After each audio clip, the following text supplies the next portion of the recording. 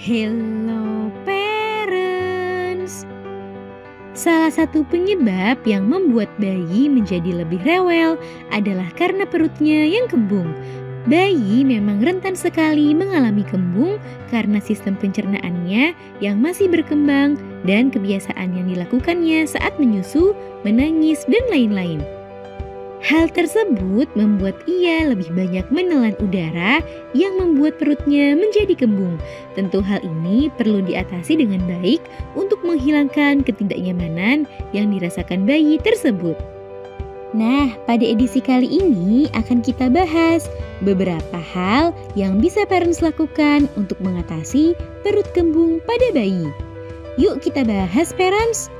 Sebelum dimulai, jangan lupa support channel ini dengan cara klik tombol subscribe yang ada di bawah agar dunia parenting semakin semangat menyampaikan informasi yang bermanfaat. Nyalakan juga tombol loncengnya ya, agar tidak ketinggalan pembahasan-pembahasan seputar pengasuhan selanjutnya. 1. Mengusap punggungnya. Cara pertama yang bisa parents lakukan untuk mengurangi keluhan perut kembung pada bayi adalah mengusap punggungnya dengan lembut dan perlahan. Posisikan bayi dalam keadaan telungkup lalu usap punggungnya secara perlahan. Parents juga bisa memanfaatkan minyak telon untuk memberikan efek hangat pada tubuh si kecil. 2. Pijat lembut perutnya. Selain mengusap punggung, parents juga perlu memijat dengan lembut perut si kecil. Gunakanlah minyak telon atau minyak pijat khusus untuk bayi, lalu lakukan gerakan memijat searah jarum jam.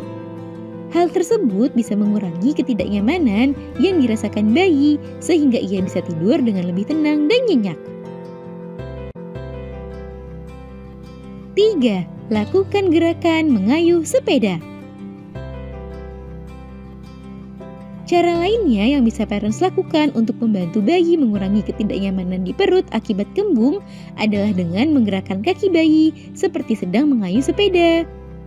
Posisikan bayi dalam keadaan terlentang di kasur, angkat kedua kakinya dan gerakan seperti sedang mengayuh sepeda. Gerakan tersebut bisa membantu mengeluarkan gas yang berlebih di dalam perutnya. 4. Berikan ASI atau MPASI sebelum lapar.